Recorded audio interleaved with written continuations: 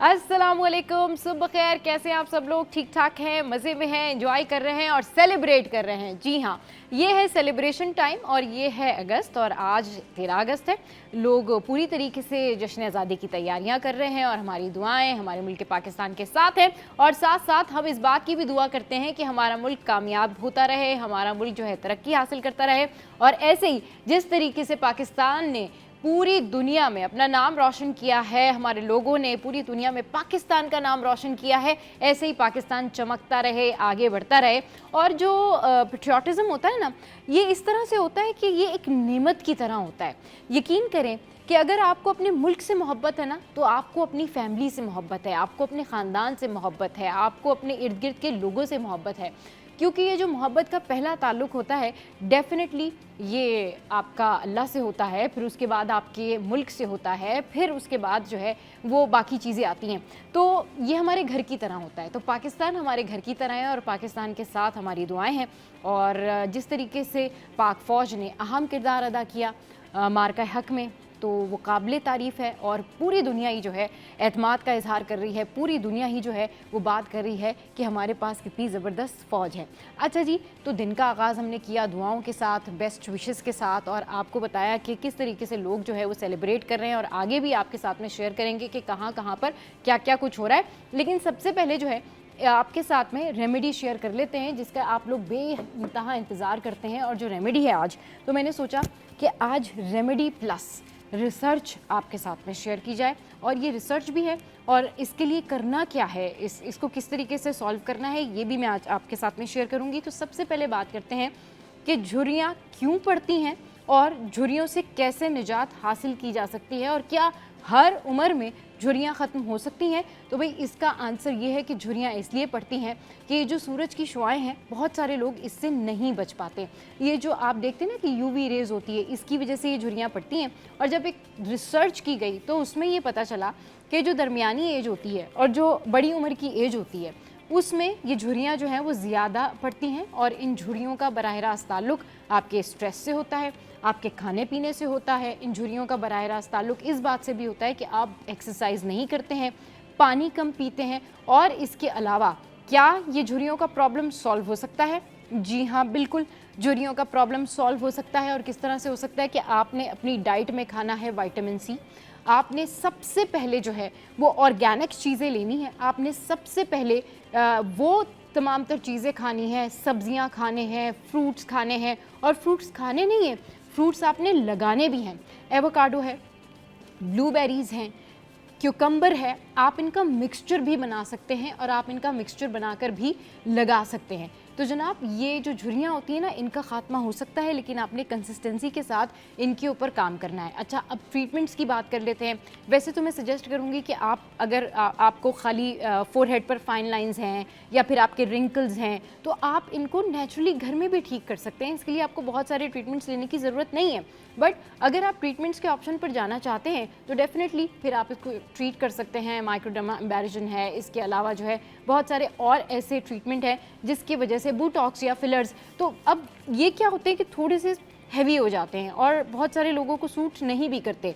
तो इन तमाम तर चीज़ों से बचने के लिए आपने अपनी डाइट में विटामिन सी की जो इंटेक है वो बढ़ानी है। इसके अलावा आपने जो है फ्रूट्स के साथ फेशियल करना है। आपने अपनी स्किन की इलास्टिसिटी बढ़ाने के लिए आपने करना है एक्सरसाइज। आपने ऑक्सीजन प्रॉपर जो है वो लेनी है, आपने वॉक करनी है, अपने आप को मेंटेन करके रखना है।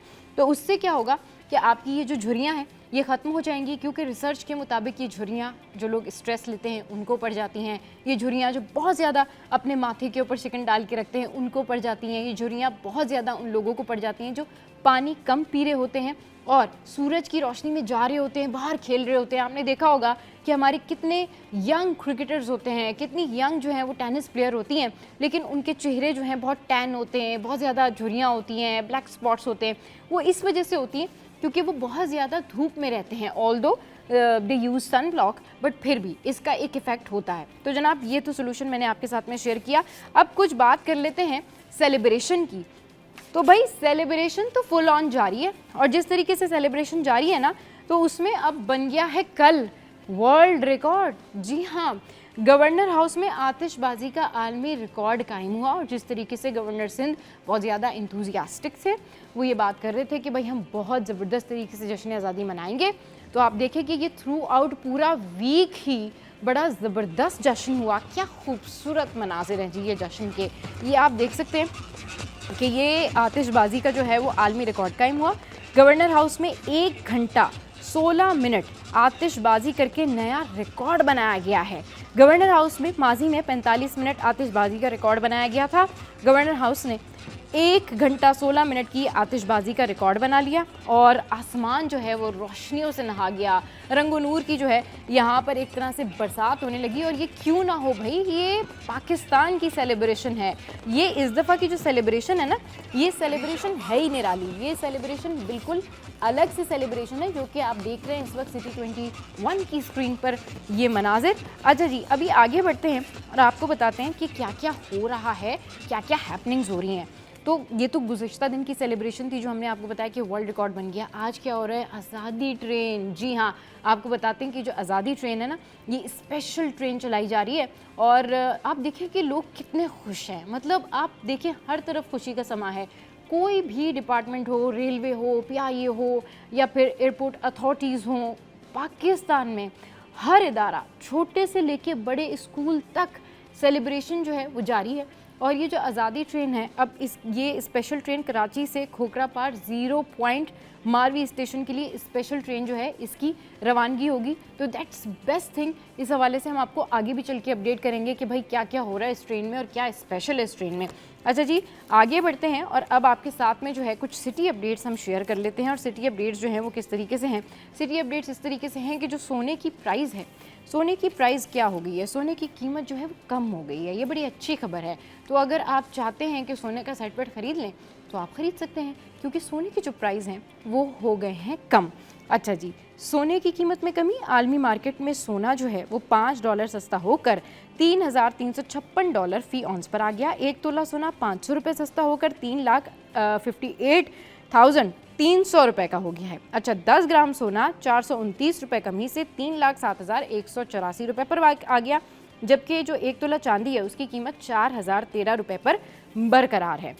अच्छा जी, ये तो बड़ी अच्छी खबर है कि सोने की कीमत में जो है वो कमी हो गई है। तो जल्दी से पहले जो है वो ग्रॉसरी की बात कर लेते हैं और आपके साथ में शेयर कर लेते हैं कि किस तरीके से जो आपने ग्रॉसरी करनी है, दालों के जो प्राइस हैं वो क्या हैं। सबसे पहले मेरी फेवरेट जो दाल है माश की दाल, उसके प्राइस आपके साथ में शेयर करते हैं। ये है 405। फिर हमारे पास जो है मूंग की दाल है, ये है 310। फिर हमारे पास मसूर की दाल है, इसके होलसेल प्राइस हैं 250। और फिर जनाब हमारे पास दाल चना है जिसके होलसेल प्राइस हैं 340।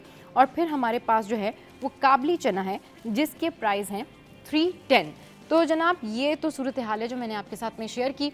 अब हम कुछ बात करते हैं कि आपने सुना होगा कि कल से एक ख़बर गर्दिश कर रही थी और कुछ ज़्यादा ही जो है ये ख़बर गर्दिश कर रही थी कि जी 14 अगस्त वाले दिन गैस नहीं होगी। और इस हवाले से शहरी काफ़ी ज़्यादा परेशान थे और मैं भी ये सोच रही थी कि जब मैं मॉर्निंग शो में आप लोगों को बताऊंगी कि भाई 14 अगस्त को गैस नहीं होगी तो अजीब ही लगेगा। मतलब मुझे भी परेशानी है, आपको भी परेशानी, कराची में रहने वाले हर शख्स को परेशानी। तो हुआ कुछ यूँ कि ये खबर अच्छी खबर में बदल गई और अब जो इसकी अपडेटेड खबर है वो ये है कि जी ज़िला गरबी में 14 अगस्त को गैस की फराहमी मुअत्तल नहीं होगी। चले जी, तर्जुमान सुई सदन जो गैस हैं उनको ख्याल आ ही गया और उन्होंने कहा जी शहरियों का कुछ भला ही कर देते हैं। तो जी कल टेंशन लेने की ज़रूरत नहीं, गैस मौजूद होगी। यौम आज़ादी के दिन ज़िला गरबी में गैस की फराहमी जारी रहेगी। यौम आज़ादी की आम तातील के तनाजुर में सार्फिन को दरपेश आने वाली मुमकिना ज़हमत के पेश नज़र सुई सदन की आला इंतज़ामिया ने अपनी पाइपलाइन की मुंतकली के प्रोग्राम को किसी और वक्त के लिए मौखर करने का फौरी फैसला किया है। और सुई सदन गैस ने गुज़िश्ता रोज़ Karachi water and sewerage board की लाइनों की बहाली के प्रोग्राम में मुआवनत की दरख्वास्त पर गरबी के कुछ इलाकों में 14 अगस्त को 14 घंटों के लिए गैस की फराहमी मुअत्तल करने का ऐलान किया था। तो ये है जी अच्छी खबर। और अब आगे बढ़ते हैं और जल्दी से जो है वो आपके साथ में शेयर करते हैं सब्जियों के रेट्स, क्योंकि सब्जियों के रेट शेयर करना इसलिए ज़रूरी है कि इसमें आपका फ़ायदा है। आप सब्जियां खाएंगे, सब्जियां पकाएंगे, हमसे रेट सुनेंगे और फिर उसके बाद जब आप मार्केट जाएंगे तो फिर आपको पता चलेगा कि डिफरेंस क्या है। So here we go now, चलते हैं और सब्जियों के रेट जो है वो आपके साथ में शेयर करते हैं। आ गया है जी टमाटर, स्किन को बनाए जानदार और स्किन को चमकदार 100 रुपये जी। आलू जो है वो 70 और ये है आँखों के लिए बेहतरीन। लहसुन जो है इसका इस्तेमाल भी बेहतरीन है। अदरक जो है इसके प्राइस हैं 480। गाजर जो है आँखों के लिए बहुत अच्छी है, 180 पर है। इसके बाद जो है तुरई है वो 120 पर है। फिर इसके बाद व्हाट वी हैव, लौकी बड़ी अच्छी सब्ज़ी होती है, ये है 100 पे। फूल गोभी 240 पे। फूल गोभी कौन कौन खाता है प्लीज़ बताइएगा। और खीरा है आंखों के लिए बेहतरीन, ये है 240 पर। और भिंडी जो है वो भी 240 पर है। और प्याज जो है बालों के लिए भी बेहतरीन है और खानों के लिए भी बेहतरीन है, ये है जी 60 पे। और आप जिस तरीके से ये सब्जियों के रेट्स हमसे सुनते हैं और फिर कमेंट करते हैं और हमसे पूछते हैं, तो ये स्टैटिक प्राइसेस हैं जो कि हम आपके साथ में कमिश्नर कराची के रेट शेयर करते हैं। जो आप मार्केट में जाते हैं ना, जो आप पूछते हैं कि मार्केट में तो डिफरेंट मिल रहे थे, मार्केट में वो प्राइसेस हैं जो आप महंगे दामों पर लेते हैं। अच्छा जी, अब चलते हैं और माल का हाल जान लेते हैं, करेंसी रेट्स जो हैं वो क्या हैं। So here we go now. अब देखते हैं कि आप लोग ये जो करेंसी रेट्स जानने के बाद जो है मुझे मैसेज करते हैं कि नहीं करते हैं कि जी आपने किस करेंसी के साथ में क्या किया। अच्छा, ऑस्ट्रेलियन डॉलर जो है वो 189 पर है, कैनेडियन डॉलर जो है वो 210 है, यूरो जो है वो 332 है और कुवैती दिनार जो है वो 926 पर है। इसके लिए मुझे बहुत सारे मैसेजेस आते हैं कि जी आपने करेंसी रेट्स क्यों नहीं चलाए या आपने क्यों नहीं बताई। रोज़ बताते हैं भाई आपके लिए। यूके पाउंड है 382 पे, सऊदी अरब 76 पे, स्विस फ्रैंक जो है वो 351 पर है और यूएस डॉलर जो है वो 285 पर हैं। और अब चलते हैं और दिन भर आज मौसम कैसा रहेगा। वैसे मौसम आजकल कल से तो बड़ा ही शानदार है, तो ओवरऑल सिचुएशन जान लेते हैं मौसम की कि मौसम कैसा रहेगा। 11 बजे मौसम रहेगा 30 सेंटीग्रेड, 12 बजे मौसम रहेगा 30 सेंटीग्रेड और फिर 1 बजे मौसम रहेगा 31 सेंटीग्रेड और 2 बजे होगा 32 सेंटीग्रेड। अच्छा जी, जिस तरीके से सेलिब्रेशन जारी है ना, उस तरह जो मौसम है ये ऑसम हो गया है। यकीन करें ये अगस्त है लेकिन ऐसा लग रहा है कि हम जो है वो अक्टूबर का महीने में है। कल रात को इतनी ज़बरदस्त हवाएं चल रही थी, इतने मज़े का मौसम था कि यकीन नहीं आ रहा कि इस वक्त हम जो है वो कराची में थोड़ी थोड़ी बूंदाबांदी भी हो जाती है, ठंडी हवाएं भी चलती हैं, हब्स जो है वो भी नहीं है, लेकिन दिन में थोड़ी सी गर्मी बढ़ जाती है। चलिए जी, ये तो सिटी अपडेट्स है। मैं थोड़ी सी चाय पी लूँ, आप लोग भी टी ब्रेक ले लें और उसके बाद वापस आते हैं और फिर हमारे जो करस्पॉन्डेंट है हमें ज्वाइन करेंगे, टॉप स्टोरी आपके साथ में शेयर करेंगे। Keep watching city at 10।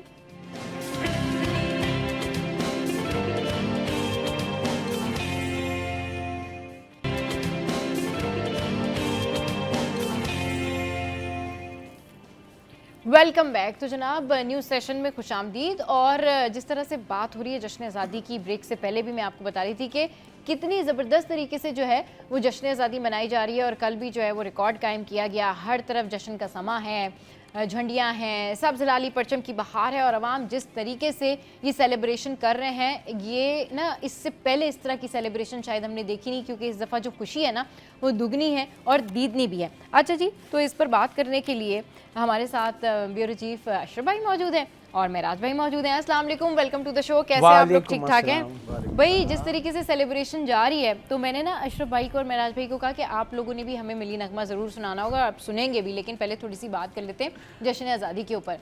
Ashraf भाई, जिस तरीके से देख रहे हैं हम कि एक के बाद एक तकरीब हो रही है, इवेंट पे इवेंट ऑर्गेनाइज हो रहे हैं, स्कूल हों, कॉलेजेस हों, सब जगह पर जो है वो जश्न का समा है। और आज तो जो है वो ग्रैंड तकरीब जो है वो होने जा रही है, जिसमें सईद गनी साहब जो है उन्होंने कहा कि आप लोगों ने अगर शिरकत करनी है नेशनल स्टेडियम वाली तकरीब में तो अपना जो रियल ID कार्ड है वो लेकर आना। बाज़ाब्ता तौर पर उन्होंने जो है वो इसको कैटेगराइज भी कर दिया है कि ख़वातीन जो हैं इन गेट से जा सकती हैं, फैमिलीज़ के लिए ये वाले रास्ते हैं और जो मर्द हजरात हैं उनके लिए ये रास्ते हैं। तो ऑर्गेनाइज होकर आज आपने जाना है और तकरीब में शिरकत करनी है। ओवरऑल जश्न के बारे में बताएं, तकरीबात के बारे में बताएं और सिक्योरिटी के क्या इंतजाम किए गए? देखें, जो जश्न की बात करें, यौम आज़ादी थी तो हम 14 अगस्त को मना, इस दफ़ा जो मार्च का जो हम मना रहे हैं तो 1 अगस्त से हम मना रहे हैं, 14 दिन तक ये रहेगा। आज 13 अगस्त है, 13 दिन से मुसलसल, जैसे हम न्यूज़ से बात करें हमारी, तो हमारी टीम जो है आप यकीन करें आधे घंटे के लिए भी फारिग नहीं हुई है। एक हमारे हैं गवर्नर सिंध, वो तो सांस ही नहीं ले रहे हैं भाई गवर्नर सिंह तो बिल्कुल 24/7 लगे हुए हैं सेलिब्रेट करने के लिए। रात तक जो है सुबह से उठते हैं और रात तक जो है ना वो बिल्कुल, उन्होंने कहा आज ही इंडिया को जो है ना बिल्कुल आज कर दूंगा। उसके बाद पूरी सिंध गवर्नमेंट भी, तो हम बात करें हम सिंध में, तो सिंध गवर्नमेंट भी बहुत ज़्यादा मुतहरिक नज़र आ रही है।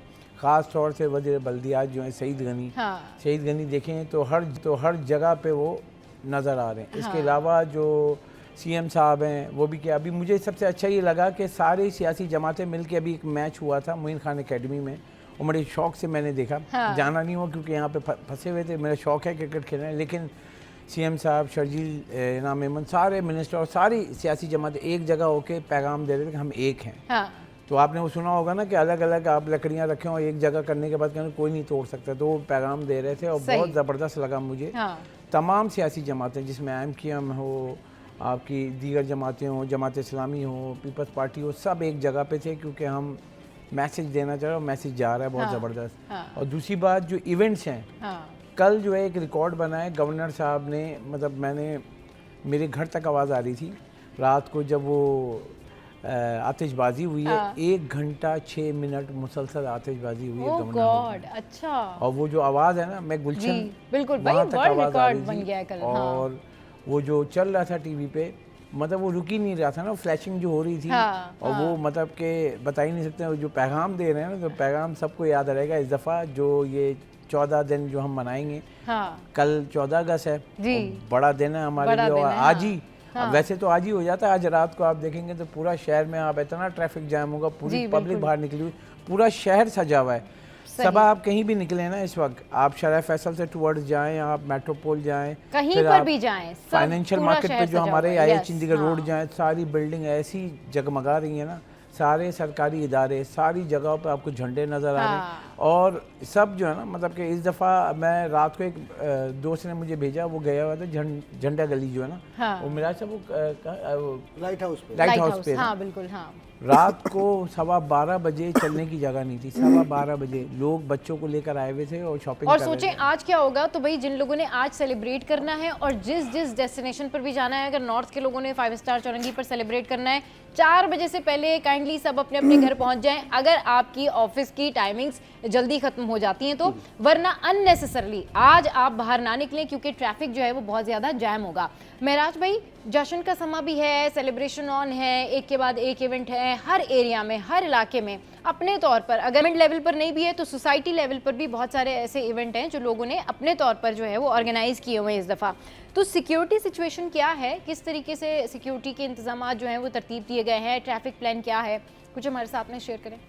देखिए जी, जाहिर सी बात है, बड़ा इवेंट है, मार्का हक है, आज़ादी का जश्न हम लोग मना रहे हैं। तो इसमें गुज़िश्ता सालों में भी आपने देखा होगा 13 अगस्त की रात को तो मंचरों की एक पूरी फौज जो है वो जो शहर की सड़कों पर निकलती है, कोई साइलेंसर निकाल लेता है तो कोई विलिया लगा रहा होता है, रेसें लग रही होती है। अच्छा, रुख ज़्यादातर सबका जो है ना वो सीवीयू की जाने भी होता है, सही, या उसके आने जाने वाले रास्तों पर होता है। इस दफ़ा सीवीयू के ऊपर क्या एसओपी है? बिल्कुल। अच्छा, सीवीयू पर अभी तक जो है पुलिस की जानिब से कोई ऐसा मतलब ऐसा ऐलान नहीं किया गया कि वहाँ बंद कर दिया जाए। बंद नहीं है, वो आवाम के लिए खुला हुआ है और ये बहुत अच्छा साइन है, क्योंकि इससे पहले जो है मतलब अगर सीवीयू खुला हुआ है तो इसका मतलब ये कि आवाम वहां ना जाएं, क्योंकि वहां पर जो हुल्लड़बाजी होती है ना, उससे होती है प्रॉब्लम। या तो बड़ा ऑर्गेनाइज आप लोग हों तो फिर आप जो है वो मजे से सीवीयू पर चले जाएं और अब सीवीयू पे जाके समंदर की लहरों के सामने आप एंजॉय कर लें, सेलिब्रेट कर लें, मगर इस तरह हो नहीं पाता। वहां पर कोई ना कोई प्रॉब्लम शुरू होती है और वो जो क्या होते हैं, वो जो बाजे, साइलेंसर की आवाजें,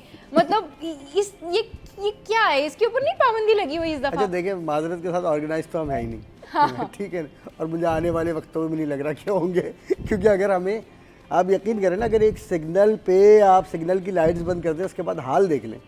हाँ, सही। मतलब किसी को भी 1 सेकंड रुकने की बिल्कुल जो है ना जरूरत नहीं है, वो कहता बस मैं निकल जाऊँ। तो हमारे ये तो कौमी प्रॉब्लम है, ठीक है, इसको तो अल्लाह पाक मैनेज करेंगे। हाँ। लेकिन बहरहाल बात हो रही है खुशी की, तो खुशी में बात ये है कि हर तरह के लोग जो है वो सीवीयू पर या फिर जहाँ जहाँ इवेंट्स रखे हुए वहाँ पर आते हैं। अब नेशनल स्टेडियम का इतना बड़ा इवेंट है। नहीं, आप इमेजिन करें ना कि सीवीयू के ऊपर सारे जो लोग हैं, जो हमारे भाई लोग हैं, सारे जो बाइकर्स हैं, सारे जो जाते हैं सीवीयू पे जश्न मनाने के लिए, वो सारे अगर जा रहे हैं और बड़ा ऑर्गेनाइज ट्रैफिक जा रहा है और बाइक्स जो हैं वो सुकून से खड़ी हुई हैं, आगे जो है वो अपने फ्लैग्स लगाए हुए हैं अपनी बाइक्स के आगे, और आप मिली तराने, मिली नगमे पढ़ते हुए जा रहे हैं, तो इस तरह लोगों को ना सुकून नहीं आता।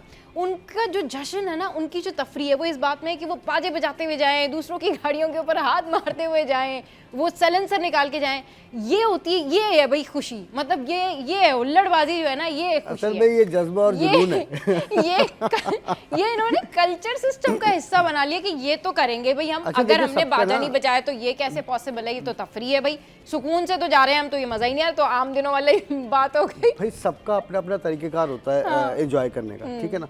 हमारे यहाँ थोड़ा सा कुछ लोगों में इस तरह का है कि भाई हुल्लड़बाजी ज़्यादा लाइक करते हैं, वो शोर मचाना, बाजे बजाना। और अब आजकल तो यकीन करें इतने बाजे बज रहे हैं कि मैं रात को अपनी गाड़ी में कोई काम करवाने के लिए गया तो वहाँ यकीन करें कि बच्चों ने बाजे लिए में, यहाँ से 2 बच्चे बाजे बजा रहे थे, तो 2 बिल्डिंग के बाद से वहाँ 4 बच्चे बाजे बजा रहे थे, मुकाबला चला था बाजे बजाने का। यकीन करें मैं वो बैठे बैठे जो है ना, मैं उस पर गुस्सा हो गया जिससे काम करवा रहा था गाड़ी का। मैंने कहा भाई क्या तरीका कर रहा है, मैं क्या कर सकता हूँ। अब जाहिर सी बात है उनके घर वालों ने उनको लेके दिए। अच्छा बात ये है कि चलें ये सब चीज़ें ना अब जाहिर सी बातें हैं, लेकिन जश्न आज़ादी ये तो है ना, हमने मनाना तो है। अब उसके लिए जो सिक्योरिटी के मामलात हैं वो इस वक्त पुलिस के लिए बहुत बड़ा चैलेंज है। सही, क्योंकि देखिए इस दफ़ा हमने ये देखा है कि कोई भी चीज़ बंद नहीं है कि भाई कंटेनर्स लगा दिया, अपने सीवी जाने वाले रास्ते बंद कर दिए, बस इतना है। और इवेंट्स इतने हैं शहर में, गवर्नर हाउस पे अलग हो रहा है, 5 स्टार चौरिंग पे अलग हो रहा है, नुमाइश पे अलग हो रहा है, इसके अलावा स्टेडियम में अलग बड़ा इवेंट होगा, और सी व्यू पर 2-3 किस्म के 4 किस्म के इवेंट्स होते हैं। तो भाई शहर भर में इवेंट्स हैं। अब पुलिस तो जाहिर सी बात है उसकी नफरी का तो रोना पहले से ही चल रहा है हमारे यहाँ कि भाई नफरी की कमी है, लेकिन उसके बावजूद बहुत बड़ा चैलेंज है ये पुलिस के लिए कि पुलिस को किस तरह से मैनेज करती है। अभी तक कोई रूट प्लान जारी नहीं किया क्योंकि कोई रोड बंद नहीं है, शहर खुला हुआ है, और वो भी यही मैसेज दे रहे हैं कि जी शहर खुला है, अल्हम्दुलिल्लाह सब कुछ अमन सुकून है। लेकिन आवाम से जो वो अपील कर रहे हैं वो ये कर रहे हैं कि अगर आप थोड़ा सा डिसिप्लिन का मुजाहरा कर लेना तो ये बहुत अच्छे तरीके से मना सकते हैं। से यही अपील है कि आप डिसिप्लिन का मुजाहरा कर लें। आपने ये जितना भी शोर शराबा है ना, ये आप अपने घर में यूट्यूब पे लगा के चीज़ें कर लें और आपको फील हो जाएगा कि भाई जिस तरह हम सेलिब्रेट करना चाहते हैं। लेकिन पब्लिक प्लेसेस में एटलीस्ट आप बहुत अच्छे से रहें, एक दूसरे का ख्याल रखें। फैमिलीज भी होती हैं, बच्चे भी ट्रैवल कर रहे होते हैं, साथ में रास्ते पे जा रहे होते हैं, बाइक पे प्यारे प्यारे से बच्चे बैठे होते हैं, खवातीन बैठी होती हैं, तो आप अपनी फैमिली की तरह जो है एक दूसरे का साथ दें और सेलिब्रेट करें। चलिए शो में यहाँ वक्त तो एक ब्रेक का, ब्रेक के बाद जब वापस आएंगे तो एक और टॉप स्टोरी पर डिस्कशन करेंगे।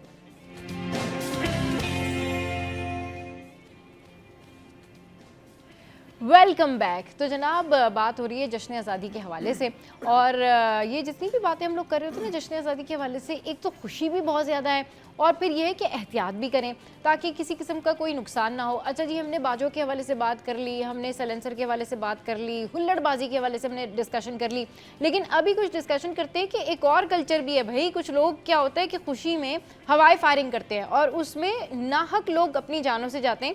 आपको नहीं पता कि आपकी गोली जो है वो किसको जाके हिट करे। इस हवाले से क्या SOP है? देखिए जी, अफसोसनाक सूरत-ए-हाल एक तो यह है कि हमारे यहाँ होम डिपार्टमेंट ने लाइसेंस इस तरह से बांट दिए हैं, इस तरह सब्जी नहीं मिलती है इलाकों में, इतने लाइसेंस बांट दिए हैं असलहे के और उसी हिसाब से बन भी रहे हैं, ठीक है ना।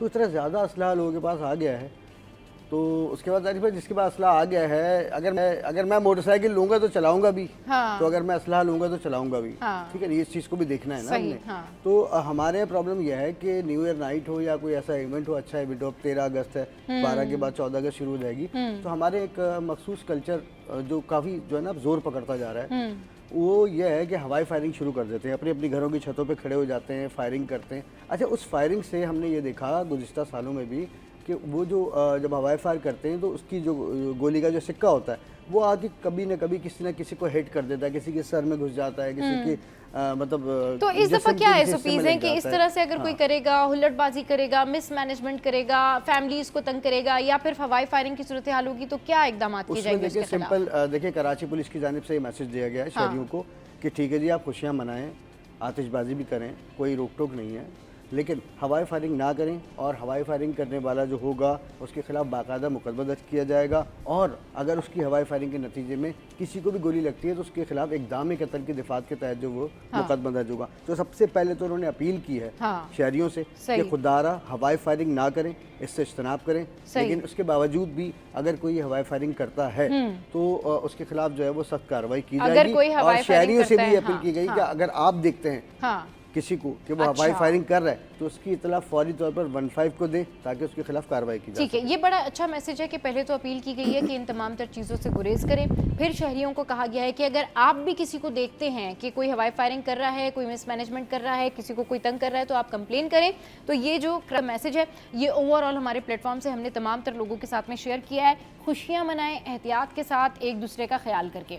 अच्छा जी, आगे बढ़ते हैं और एक और टॉपिक जो है वो आपके साथ में डिस्कस करते हैं, और टॉपिक कुछ इस तरीके तरीके से है कि आप देखते हैं कि आए रोज़ ट्रैफिक हादसा तो होते ही हैं। कभी डंपर का प्रॉब्लम हो जाता है कि जी डंपर ने किसी बाइक वाले को हिट कर दिया, किसी रक्शे वाले को हिट कर दिया। वहीं पर क्या स्कूल आने जाने वाले जो बच्चे हैं उनकी स्कूल वैन्स जो हैं वो सेफ़ है?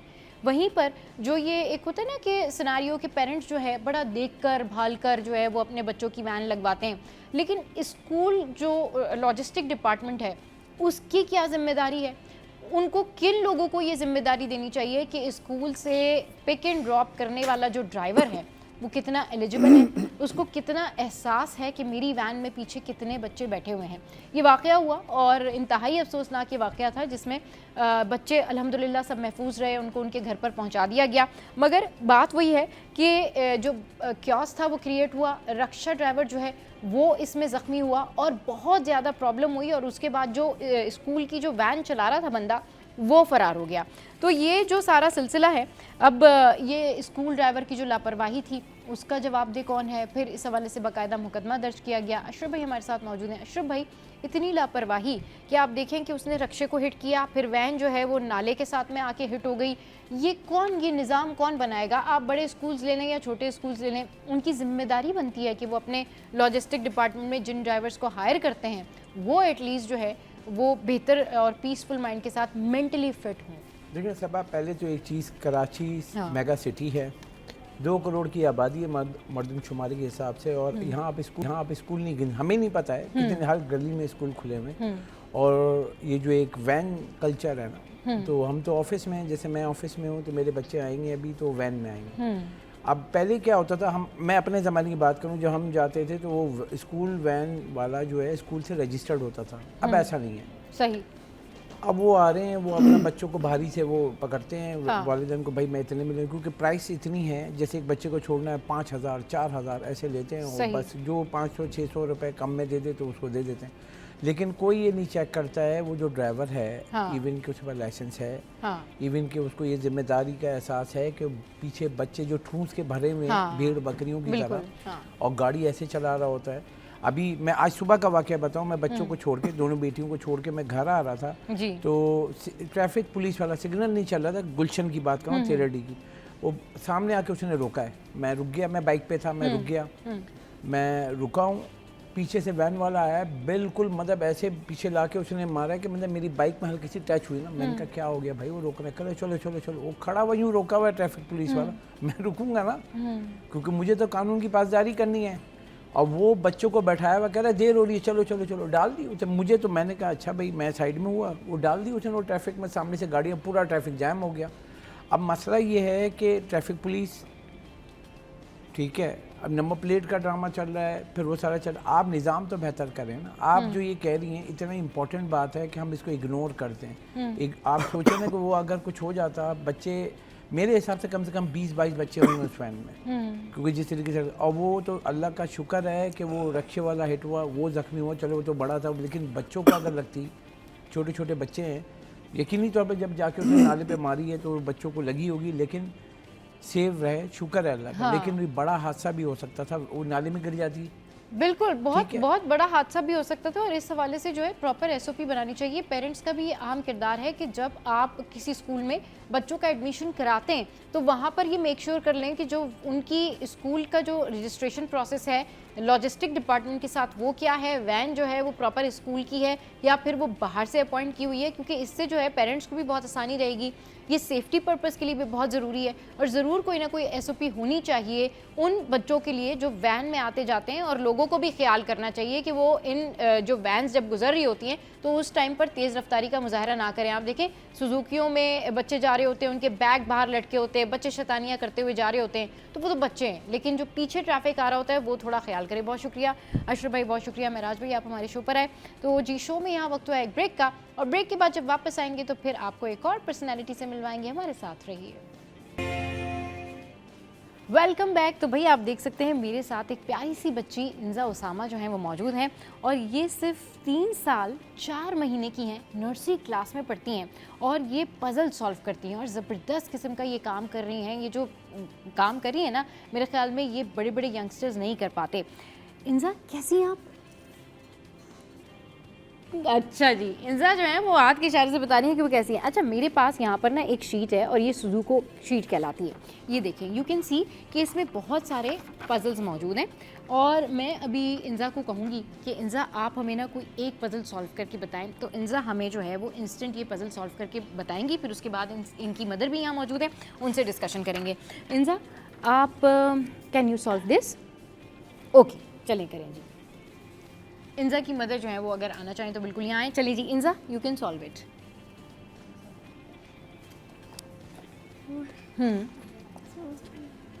पेंसिल लाइए, बिल्कुल जी। अच्छा जी, Inja is going to solve this puzzle. Wow, Inja की वालदा जो है वो भी यहाँ पर मौजूद हैं, साथ साथ उनसे भी बात करते जाते हैं। आप जो हैं वो अभी थोड़ी देर में ही जो है वो हम इंजा की वालदा से जो है वो डिस्कशन भी करेंगे और पूछेंगे कि भाई ये ज़बरदस्त जो काम है, ये ज़बरदस्त जो कारनामा है, ये कैसे सरअंजाम देती हैं। तो अच्छा जी, बड़ा बिज़ी लग रही है इंजा, देखें जी काफ़ी काम कर रही है, काफ़ी काम हो रहा है भाई। Wow, she solving. अच्छा, इतने ये सॉल्व करिए तो मैं इंजा का जो इंट्रोडक्शन है ना प्रॉपर वो आपके साथ में शेयर करती हूँ कि at just 3 years and 4 months Inja Osama amazed us by solving 4 multiplied by 4 sudoku puzzles and became youngest sudoku solver worldwide. इनकी वालदा यहाँ मौजूद हैं। अस्सलाम वालेकुम, वेलकम टू द शो। कैसी हैं आप? बिल्कुल भाई, ये बड़ा ज़बरदस्त जो है वो कर रही हैं और बड़ा ज़बरदस्त उन्होंने अपना नाम बनाया हुआ। इतनी छोटी सी तो ये है, नर्सरी में है, तो ये कैसे इनको शौक़ हुआ? आपने इनको कहा ये सब करने को या क्या, किस तरीके से ये कारनामा सर अंजाम दिया इन्होंने? मुझे बेसिकली खुद ही पजल सॉल्व करने का बहुत शौक था। अच्छा। तो बचपन से मैंने देखा था कि मैं अगर इनको अच्छी चीज़ें गाइड करूँगी, हाँ। समझाऊंगी तो ऑब्वियसली वो अच्छी चीज़ों पे आएंगी। आजकल जैसे फ़ोन दे दिया जाता है फ्री टाइम में, तो मैं उस चीज़ को छोड़ने के लिए मैं इनके साथ ये सॉल्व करती थी। सही। तो मतलब ये अब ये जिस तरीके से ये कर रही हैं तो आपने सिखाया इनको या खुद इनका इंटरेस्ट था? ग्रेजुअली मैं खुद करती थी और इनको रीजंस एक्सप्लेन करती रहती थी कि ये मैं लिख रही हूँ तो मैं क्यों लिख रही हूँ। हाँ। तो शी वाज लाइक कि हाँ मम्मा को ये आता है, हाँ। तो मैं भी कॉपी करूँगी, मैं भी करूँगी ये सॉल्व। सही। चलिए जी, अच्छा जी, ये देखिए इंजा ने जो है ये सॉल्व किया है एंड यू कैन सी कि इंजा ने बड़ी ज़बरदस्त तरीके से सॉल्व किया। और दूसरा वाला मैंने कहा भी नहीं था बट कि दूसरा वाला जो बॉक्स है वो भी इन्होंने सॉल्व किया। और इन्होंने यहाँ पर लिखा है 2 और इन्होंने यहाँ पर लिखा है 1। अच्छा इंजा, आप थोड़ा सा खड़े हों, शाबाश, खड़े हों और ये बताएं कि आपको ये अच्छा लगता है सॉल्व करना सुडोकू पजल? अच्छा भाई, ये इंजा जो है ये इन्होंने ये वाला इशारा सीखा हुआ है, ये ऐसे इशारा कर, थोड़ा सा बोले भी तो ना इंजा, कुछ बोले भी तो सही। अच्छा, कौन सी क्लास में पढ़ती हैं आप? नर्सरी में पढ़ती हैं। You like this? या शी लाइक इट। अच्छा, मम्मा ने सिखाया आपको ये? बाबा ने सिखाया। ये देखें, आपने कहा ना आपको पसंद था, उन्होंने बाबा की तारीफें की है। तारीफें तो सिर्फ बाबा की होंगी। अच्छा, बाबा की फेवरेट जो है। सही। अच्छा, ये जो है youngest sudoku solver world wide है, तो थोड़ा सा इनकी सक्सेस के बारे में बताएं कि किस तरीके से ये अचीवमेंट जो है इन्होंने हासिल की। ये अभी तो आपके सामने 9x9 कर रही है, पर at the age of 3 years and 4 months इसने 4x4 सीख लिया था। Great great great. और उसकी ये हमारे पास, हाँ बिल्कुल बिल्कुल, लाइए दिखाइए। ये देखें जी, ये कितनी यंगेस्ट एज में जो है इंजा ने ये सारी कामयाबियां हासिल की हैं। आप सोचें कि she is the future of Pakistan. ये देखें, ये वो लोग हैं जो आगे चल के जो है ना आगे जाते हैं, आगे बढ़ते हैं। और वाह भाई, इंजा के पास तो ये मेडल भी है, और ये मेडल तो है, ये ज़रा देखें, ये पहन के भी दिखाएं ना इंजा, आपका मेडल है, ये आपकी अचीवमेंट्स हैं। ये देखें भाई, ये इंजा ने ये मेडल पहना हुआ है, ये ज़बरदस्त सा मेडल है। इंजा दिखाएं, ये देखें भाई, ये इंजा ने मेडल भी पहना हुआ है। ये इंजा को कहाँ से मिला था ये मेडल, कब मिला था ये मेडल?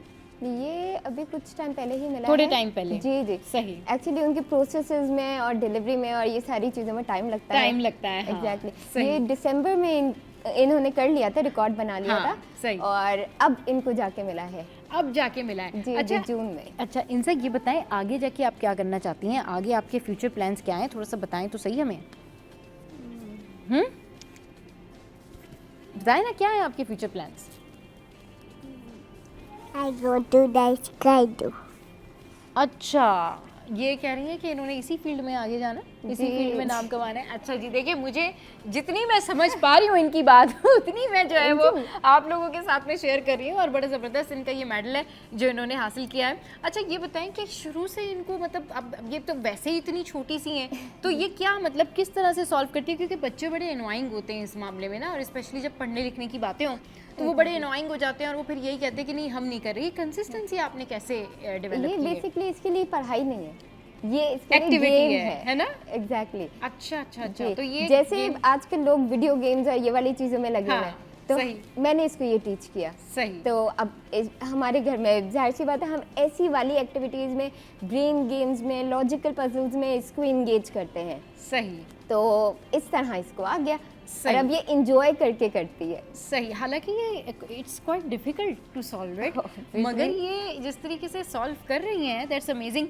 अच्छा ये बताएं कि आपका फेवरेट, ये तो चले आपकी एक्टिविटी होगी ना, आपका फेवरेट स्पोर्ट्स गेम कौन सा है? कौन सा गेम खेलती हैं आप? ये यही करती हैं आप बस, यही फेवरेट है? ये देखिए ये वो बात होती है, आ जाएं इधर आ जाएं, ये वो बात होती है कि जब आपका पैशन हो ना, आपका काम ही आपका पैशन हो, तो फिर आप कहते हैं कि जी सब कुछ ऐसे ही है। और ये वो पाकिस्तान का फ्यूचर है, ये वो टैलेंटेड जो हैं वो बच्चे हैं जो कि आगे जाके मुल्क का नाम और रोशन करेंगे। और हमारी तरफ से सिटी एट 10 की पूरी टीम की तरफ से आपके लिए बहुत सारी बेस्ट विशेस। और ज़रा लोगों को कह दें हैप्पी इंडिपेंडेंस डे। नहीं कहना? क्यों भाई, आपने क्यों नहीं कहना? से इट ना। चलिए जी, इंजा की तरफ से मैं कह देती हूँ कि in advance happy independence day to all of you. और बच्चे जो होते हैं ना वो ऐसे ही होते हैं। तो जनाब शो में यह वक्त है एक ब्रेक के बाद फिर जब हेडलाइंस के बाद वापस आएंगे तो फिर मज़े के टॉपिक आपके साथ में शेयर करेंगे और हमारी जो सरप्राइजिंग पर्सनैलिटीज़ हैं आपके साथ मौजूद होंगी। स्टे विद अस।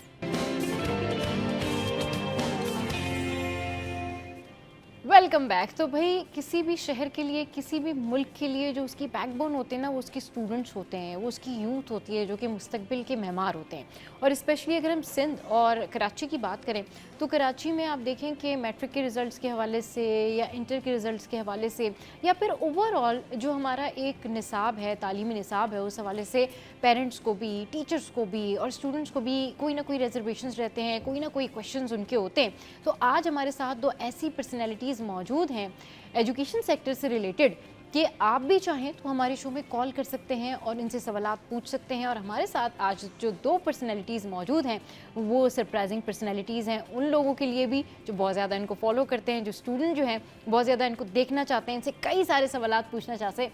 तो हमारे साथ इस वक्त मौजूद हैं प्रोफेसर नवीद रब सिद्दीकी साहब जो कि डायरेक्टर जर्नल कॉलेजेस सिंध हैं, और हमारे साथ मौजूद हैं फ़कीर मोहम्मद लाखो साहब जो कि chairman board of intermediate Karachi हैं। अस्सलाम वालेकुम, वेलकम टू द शो। कैसे हैं आप लोग? ठीक ठाक हैं? अच्छा जी सर, सबसे पहले तो आपसे स्टार्ट करते हैं। अभी रिसेंटली आपने ज्वाइन किया है, तो सबसे पहले ये बताइए कि कैसा आपका एक्सपीरियंस रहा और कैसे देख रहे हैं ओवरऑल इस सिस्टम को, जिसमें बहुत सारे रिजर्वेशंस भी आपके सामने आए होंगे और बहुत सारे पेरेंट्स की शिकायतें भी आपके सामने आई होंगी, स्टूडेंट्स की भी शिकायतें सामने आई होंगी, तो किस तरीके से आपने टेकअप किया? देखिए, मेरे लिए मैंने जब 1 जुलाई से ज्वाइन किया, मेरे लिए कोई ये नई चीज़ नहीं थी। अच्छा। I also belong to college education department. सही। शुरू में असेसमेंट में हम रहे हैं और इसमें सिस्टम का हमें पता है। जहाँ तक आपका सवाल है कि बच्चों की शिकायत, ऐसा मेरा तो ओपन किया हुआ है ऑफिस। किसी को अगर कोई मुश्किलात आ रही हैं स्क्रूटनी में या उसको किसी मार्कशीट लेनी है उसको, वो मेरे पास आ सकता है। पहले किसी चेयरमैन ने ये नहीं किया था। अच्छा, दैट्स ओपन ग्रेट। किया हुआ है। हाँ, ओपन किया हुआ है, कोई किसी को नहीं रोक सकता। सेम डे जिसने चालान भरा हो, अगर उसके पास बाकी शनाख्ती कार्ड, बाकी लवाजमात, मैट्रिक का रोल नंबर मौजूद है, सेम डे में उसको सर्टिफिकेट मिल जाता है। ग्रेट। और उससे मैं जो ऐड करूं, जो आपको इंशाल्लाह अनकरीब हम जितने सर्टिफिकेट्स हैं, पक्का सर्टिफिकेट हो, टेस्टिमोनियल हो, मार्कशीट हो, डुप्लीकेट मार्कशीट हो, एनरोलमेंट कार्ड हो, एडमिट कार्ड हो, डुप्लीकेट हो, या उसकी पुरानी मार्कशीट निकालना चाह रहा हो, वो घर बैठ के अपना थ्रू हमारे ऐप सॉफ्टवेयर हमने डेवलप करा दिया है। क्विक पे से हमने एग्रीमेंट कर लिया है। पाकिस्तान पोस्ट ऑफिस की यूएमए से उससे एमओयू साइन कर लिया है। सिर्फ अभी हमें उसकी एक सेरेमनी करके वो लॉन्च करना है। ये घर बैठ के बच्चे तमाम सर्टिफिकेट, एक जो मार्कशीट, ओरिजिनल मार्कशीट और बाकी पक्का सर्टिफिकेट, उसमें पाकिस्तान सिक्योरिटी प्रिंटिंग प्रेस आ जाती है, उसका पेपर यूज़ होता है। 2 के अलावा घर बैठ के उसमें बार कोड होगा, घर बैठ के प्रिंट ले सकते हैं, बोर्ड आने की ज़रूरत नहीं है उनको। अच्छा, ये बड़ा रेवोल्यूशन, बड़ा रेवोल्यूशन होगा। ये ना सिर्फ कराची के बच्चे, मैं ये नहीं कह रहा हूँ, पूरे सिंध के बच्चों, तमाम बोर्ड्स में, 8 बोर्ड्स में ये सिस्टम, पायनियर हम होंगे, 8 बोर्ड में ये सिस्टम हो जाएगा। इसमें हमारे CM सिंध से मुराद अली शाह का VN, इन चीफ सेक्रेटरी से आसिफ शाह का VN, सेक्रेटरी हमारे मोहम्मद अब्बास बलोच साहब का VN ही है। जितना लोगों को फैसिलिटेट कर सकें, जितने किराए से हो गए, उन्हों से हमने देखे लेसन्स लर्न करना होता है। हमने जो सीखा, जो गेदर की पूरी इन्फॉर्मेशन, उसका हल यही निकला कि परमानेंट चेयर में लगाए जाएं, वही बैठ के जो मसाइल हैं वो बैठ के बच्चों के हल करें। और हमारा डायरेक्ट वास्ता हो कम्युनिटी के साथ, पेरेंट्स के साथ और स्टूडेंट्स के साथ, क्यों मेन हमारा स्टेक होल्डर स्टूडेंट है। सही, ये DG साहब हैं, नवीद रब साहब, ये भी जानते हैं हम हैं तो स्टूडेंट्स की वजह से मौजूद है, हमारे यहाँ पोस्टिंग है। सर ये बड़ी अच्छी बात है जिस तरीके से आप कह रहे हैं ना कि अब जो क्राइसिस होने थे वो हो गए, जो मिसमैनेजमेंट होनी थी वो हो गई। नाउ आप जिस तरीके से बता रहे हैं कि आपने 1 जुलाई से ज्वाइन किया, उसके बाद बहुत सारे रिफॉर्म्स हुए, तो ये बड़ी अच्छी बात है क्योंकि स्टूडेंट्स जो है ना उनका एतमाद बढ़ता है। और इट्स रियली वेरी गुड कि आप कह रहे हैं कि अगर किसी बच्चे को कोई प्रॉब्लम होती है, किसी भी डिपार्टमेंट से रिलेटेड, मार्कशीट की स्क्रूटनी है या मार्कशीट के हवाले से या नंबर्स के हवाले से या कोई और रिजर्वेशन है, उसने अपने कुछ सर्टिफिकेट्स वगैरह लेने, तो वो सर को, अगर किसी किस्म की कोई मिसमैनेजमेंट होती है तो उस सर को डायरेक्टली कांटेक्ट कर सकते हैं। Sir that's really great initiative जो आपने अभी बताया। सर अब जिस तरह से ये भी हमने सुना कि आप कुछ डिजिटल करने जा रहे हैं चीज़ों को, तो उस हवाले से बताएं कि इस हवाले से आपके क्या प्लान्स हैं और ये कब तक इम्प्लीमेंट हो जाएगा? देखिए, हमने फर्स्ट ईयर का पूरा पेपर जो है उसको हमने ऑटोमेशन पे, हमारे पास स्कैनर हैं, हमारे पास OMR मशीन है, पूरा पेपर हम असेस फर्स्ट ईयर मैथ का वो हमने उस पे कर लिया, हमने ऑटोमेशन पे कर लिया। अच्छा, पूरी उसकी असेसमेंट, मतलब मैथ्स का पूरा पेपर ऑटोमेशन पे। अच्छा, ये हमने इम्प्लीमेंट हो गया, इम्प्लीमेंट हो चुका है। That's great. बाकी जितने पेपर हैं उस पे हमारे पास स्कैनर मौजूद हैं, सॉफ्टवेयर मौजूद हैं, OMR मशीन्स मौजूद हैं। ये सेकेंडरी इम्प्रूवमेंट प्रोजेक्ट है सिंध एजुकेशन डिपार्टमेंट का, उन्होंने हमें प्रोवाइड किए हैं। ट्रेनिंग भी वही प्रोवाइड कर रहे हैं। इंशाल्लाह हम इस अगले साल का जो एग्ज़ाम होगा 50% पेपर्स, सब तो मैं नहीं कह सकता, मैं मकसद ऐसा नहीं दावा करूं जो मैं पूरा ना कर सकूं। 50% पेपर जो होंगे आपके वो ऑटोमेशन पे होंगे, वो पोर्टल होगा, ई मार्किंग होगी, ई मार्किंग के थ्रू उसकी असेसमेंट होगी उसमें, और किसी की इन्वॉल्वमेंट, मैन हैंडलिंग नहीं होगी। जो असेसर है, जो टीचर है, जो प्रोफेसर है, उसको अपनी ID होगी, पेपर उसकी ID पे चला जाएगा, उसको टाइम लिमिट केस होगा, वो चेक करके वापस कर देगा।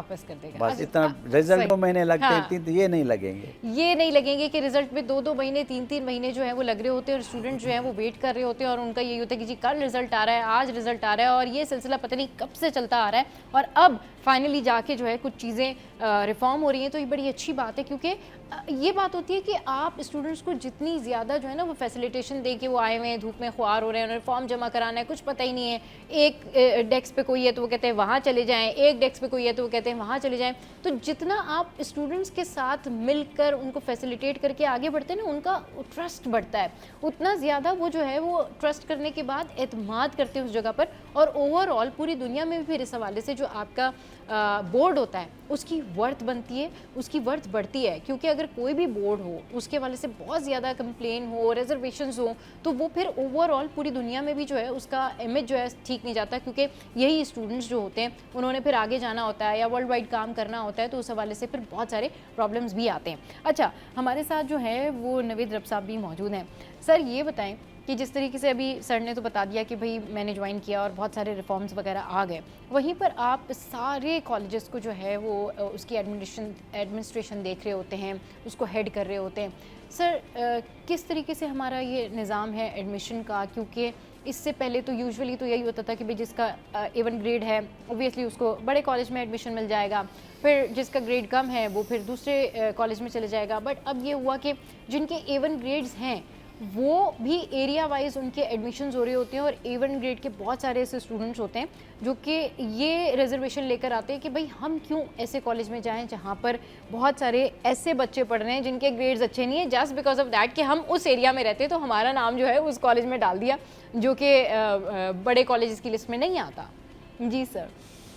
देखें जी, पहले तो मैं आपको एडमिशन के हवाले से पॉलिसी जी की कुछ वजाहत कर दूँ। जी।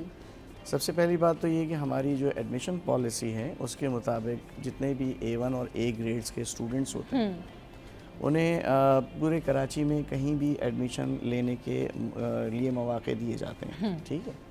तो उनका एक जोन का जो कॉन्सेप्ट है वो नहीं है। अच्छा। राइट।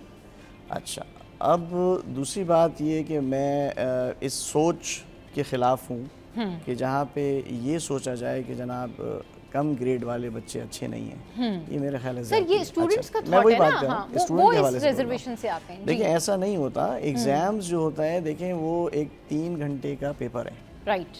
और 3 घंटे के पेपर में कभी किसी के हार्ड टाइम होता है ना जाने, और कभी किसी का अच्छा टाइम होता है, तो वो जितना ज़्यादा प्रेजेंटेबल होता है उतने मार्क्स लेता है। इसका मतलब ये नहीं कि उसने पूरे साल मेहनत ना की हो।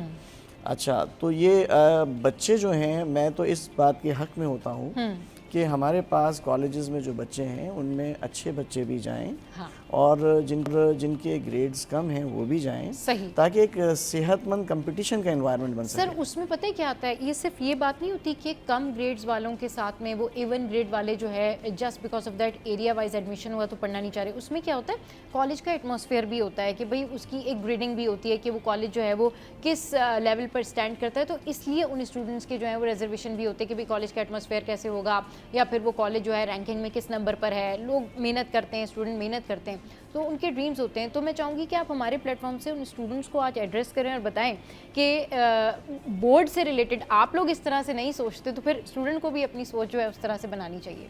थोड़ा सा मुझे टाइम दीजिएगा इस बारे में। बिल्कुल, जी जी।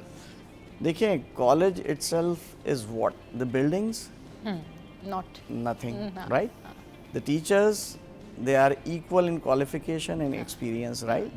They came through the normal regular process, जिसमें सब आते हैं, SPSC का एग्ज़ाम देते हैं, वो क्वालिफाइड होते हैं। हम तमाम कॉलेजेस में एक जैसी क्वालिफिकेशन और एक्सपीरियंस के टीचर्स भेजते हैं। सही। अब यहाँ थोड़ा सा सोचने वाली बात ये होती है कि हमने सब कॉलेजेस के अंदर सारे अच्छे बच्चे तो नहीं, अच्छे बच्चों से मतलब जिनकी हाई परसेंटेज है, तो वो तो नहीं जा सकते।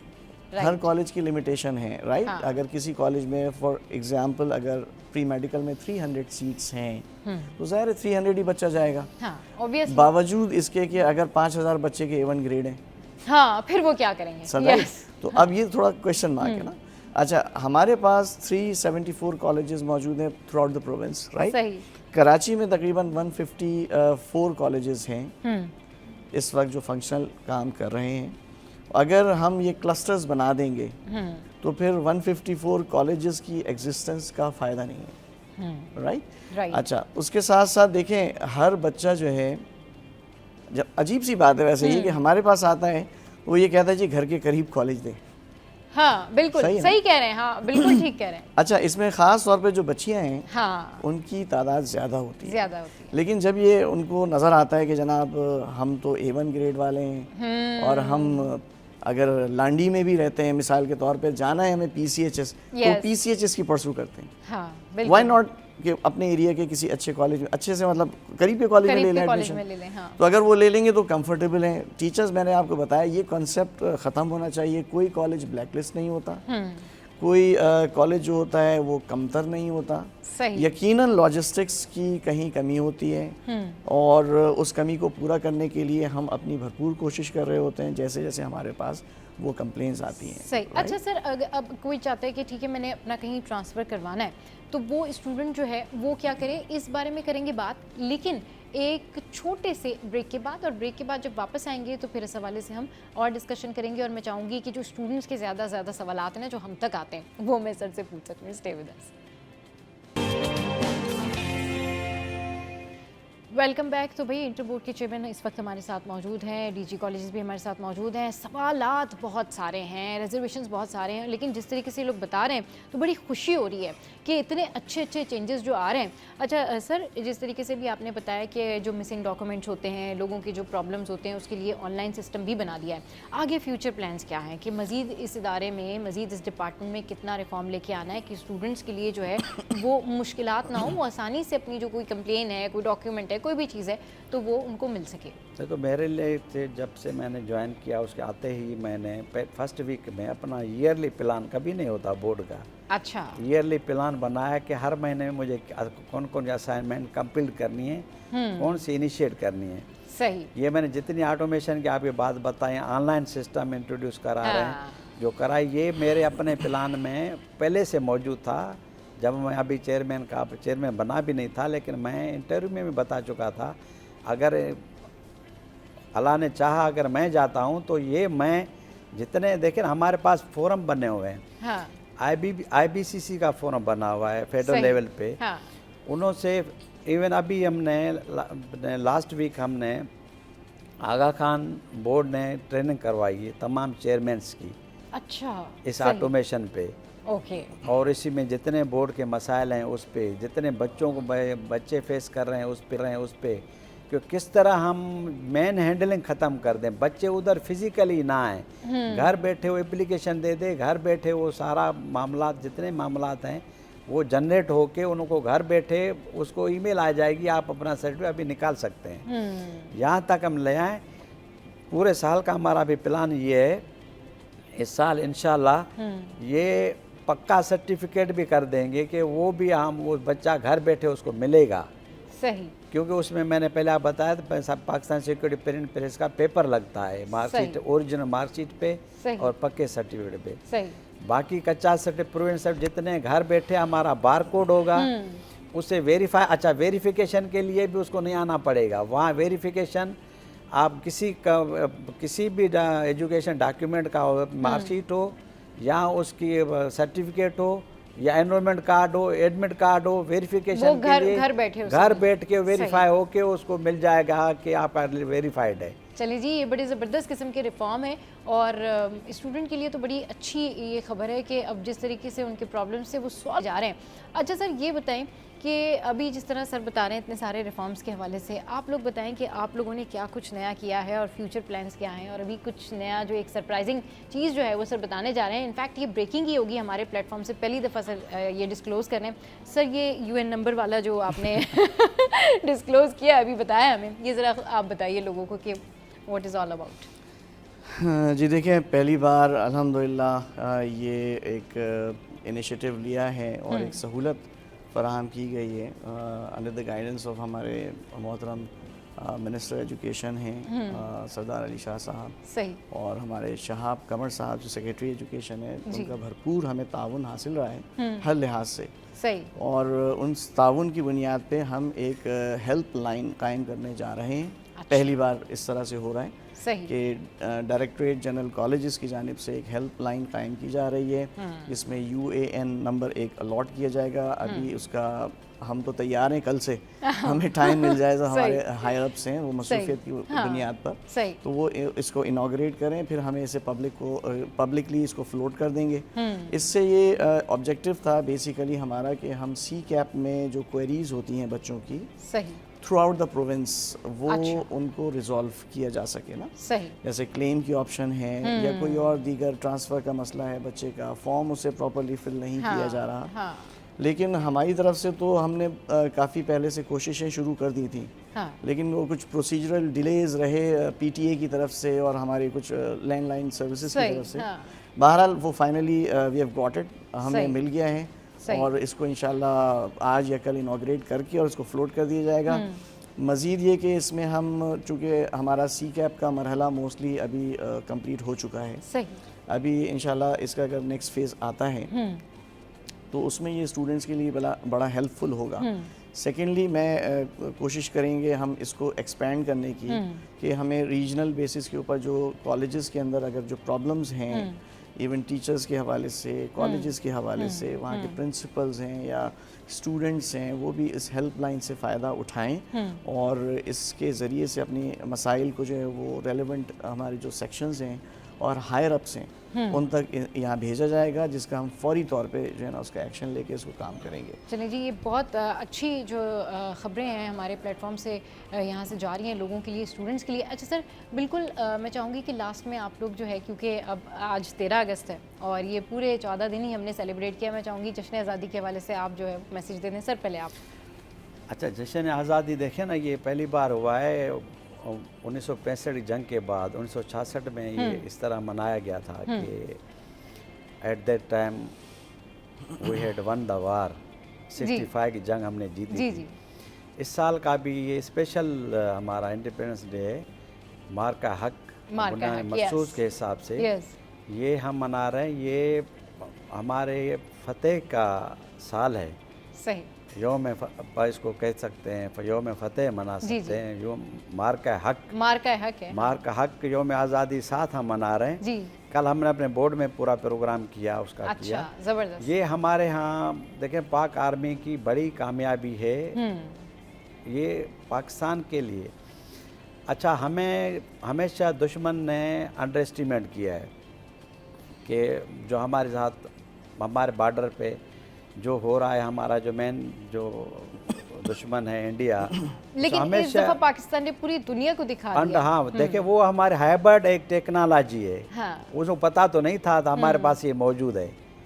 उनका राफेल पे उनका इतना एतमाद था, हमारा जेफ ट्रेन चलिए जी, ये इस दफ़ा जो जश्न आज़ादी ना ये 6-0 की है, और जिस तरीके से हम ये सेलिब्रेट कर रहे हैं और जिस तरह से हमारी आर्मी ने पूरी दुनिया को बताया है कि हम क्या हैं, मेरे ख्याल में ये काबिल तारीफ़ है और पूरी दुनिया तारीफ़ कर रही है। सर शॉर्टली मैसेज जश्न आज़ादी। जी बिल्कुल, जश्न आज़ादी के हवाले से मैं ये कहना चाहूँगा कि हमें अपनी पाक फ़ौज पे फ़ख्र है। हाँ।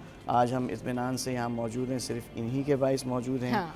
हमें हर तरह से इन्हें सपोर्ट करना है, हर तरह के नेगेटिव प्रोपेगेंडा जो दुश्मन की तरफ से किया जाता है उसको बिल्कुल ख़त्म करना है, रोकना है। हाँ। बहादुरों की हौसला अफजाई के लिए आपको ख़ुद भी बहादुर बनना है। यस, बहुत शुक्रिया सर। नवीद साहब हमारे शो पर आए, फरीद लाखू साहब हमारे शो पर आए।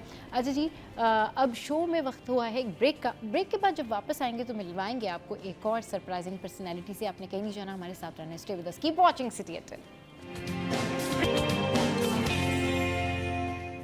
Welcome back. तो बात कर लेते हैं हमारे लेजेंड्स की, और लेजेंड की बात हो और क्रिकेट में शोएब अख्तर की बात हो तो भाई क्या बात है, क्योंकि उनसे तो बहुत सारे जो क्रिकेटर्स हैं वो इम्प्रेस हैं। अभी रिसेंटली हसन अली ने कहा कि वो कहते थे जब मैं मैदान में उतरता था तो गैंगस्टर की तरह उतरता था, इसलिए मैंने बाल लंबे रखे हुए थे। तो हसन अली ने कहा मैंने भी इसलिए बाल लंबे रखे हुए हैं, मैं बड़ा इम्प्रेस हूँ। इनफैक्ट मैं उनकी बहुत ज़्यादा बड़ी फ़ैन हूँ शोएब अख्तर की। तो जी ये जो शोएब अख्तर हैं हमारे लेजेंड स्टार क्रिकेटर, इनकी है आज बर्थडे, तो happy birthday to you, 1000 more to come. ऐसे ही हंसते रहें, मुस्कुराते रहें, हमारे मुल्क का नाम रोशन करें।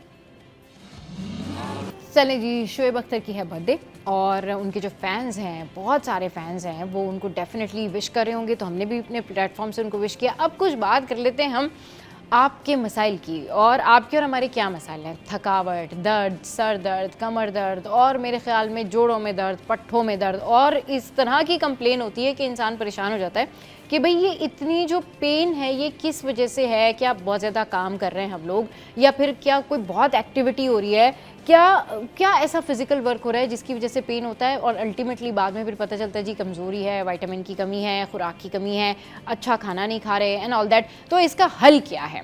मतलब ये जो बॉडी पेन है, हेड एंड नेक है, स्पेशली आपका जो नेक है, आपका वर्टिब्रल कॉलम जो है, स्पेशली जो आपकी बैक पेन है, ये क्यों होती है, किस तरह से बैठना चाहिए, क्या करना चाहिए ओवरऑल, इस पर बात करने के लिए दो ज़बरदस्त सी पर्सनैलिटीज़ इस वक्त हमारे शो में मौजूद हैं। हमारे साथ है डॉक्टर मुबशरा और हुमैरा। अस्सलाम वालेकुम, वेलकम टू द शो। कैसे आप लोग? ठीक ठाक हैं? हुमैरा ये बताएं कि ये जो इतने सारे पेन बॉडी में होते हैं, इनका क्या सोल्यूशन है, ये होते क्यों हैं और करना क्या चाहिए इसके लिए? देखो बॉडी पेन के जाहिर है अलग अलग वजूहात होती हैं। हाँ। थकावट से भी हो सकता है, आपका पोस्चर जो बैठने का अंदाज होता है उससे भी हो सकता है, ये गैजेट्स जो हम यूं पकड़ के रखते हैं तो उसकी वजह से आपके ये वाली चीज़ें शोल्डर्स हैं ये भी दुख सकते हैं। तो बहुत सारी वजूहात हैं। तो सबसे पहले इनको कंट्रोल करना पड़ेगा। उसके बाद फिर ये है कि अपनी खुराक की तरफ आ जाइए कि हम खाने पीने में, क्योंकि आजकल जितने पेशेंट्स मैंने देखे हैं सब में D3 की कमी है, डेफिशिएंसीज आ रही हैं, कैल्शियम की डेफिशिएंसी है। तो ये डेफिशिएंसीज को दूर करने के लिए तो डॉक्टर मुबशरा बताएंगी। हाँ बिल्कुल, डॉक्टर मुबशरा तो आज भाई बहुत ठीक ठाक चीज़ें बताने के मूड में, पूरा डेमो वेमो भी करके दिखाएंगी डॉक्टर मुबशरा। तो जी कंटिन्यू। मैं जो चीज़ें हैं अपनी खुराक में शामिल, क्योंकि अभी मैं इन सब चीज़ों से गुजर चुकी हूँ कि बॉडी इस तरह ऐसा लग रहा था, क्योंकि अभी ये वाला जो मौसम आया था ना बरसात का, उसमें मैंने काफ़ी पेशेंट्स ऐसे देखे कि पूरी बॉडी पेन कर रही थी और ऐसा लग रहा था कि बस लेथार्जिक हो रहे हैं, बुखार सा फील हो रहा है, तो गिरी पड़ी हालत हो रही होती है बिल्कुल कि कभी कमर दर्द हो रहा है, कभी गर्दन दर्द हो रहा है, समझ नहीं आ रहा था। और मुझे तो खैर सर्वाइकल, लास्ट प्रोग्राम में मैंने बताया था कि सर्वाइकल भी स्टार्ट हो रहा था। तो उसमें फिर मैंने एक टेस्ट के तौर पे अलसी का ऑयल मेरे पास रखा था। मैंने अलसी का ऑयल 1/4 टीस्पून दूध में डाल के पीना शुरू कर दिया। जब मैंने वो दूध पीना शुरू करा तो और ये मेरी अम्मी ने मुझे वहां से अमेरिका में बैठ के बताया कि मैं ऑयल छोड़कर आई हूँ और वो तुम पीना शुरू करो, देखो इससे। तो अलसी के अंदर आपकी ये क्वालिटी मौजूद होती है कि वो आपके जितने भी कार्टिलेज में कमी आनी होती है तो वो उसको पूरा करती है। दूसरा आपकी बॉडी के लिए, मतलब बोन्स के लिए भी बहुत अच्छी होती है। सही। तो वो मैंने इस्तेमाल शुरू किया। फिर मेथी दाना आप ये है कि रात को भिगो दें, सुबह खाएं। डाइट अगर आप अपनी अच्छी रखेंगे ना तो आपको कहीं कोई दर्द महसूस नहीं होगा। सबसे पहले अपनी डाइट का ख्याल करें। मैंने अंजीर का इस्तेमाल किया, मैंने नट्स का इस्तेमाल किया, थोड़े थोड़े मैंने शुरू किए कि ये वाले मैं थोड़ा थोड़ा पोर्शंस में लेना शुरू करूं। तो मुझे एहसास हुआ कि शायद कोई कमी थी।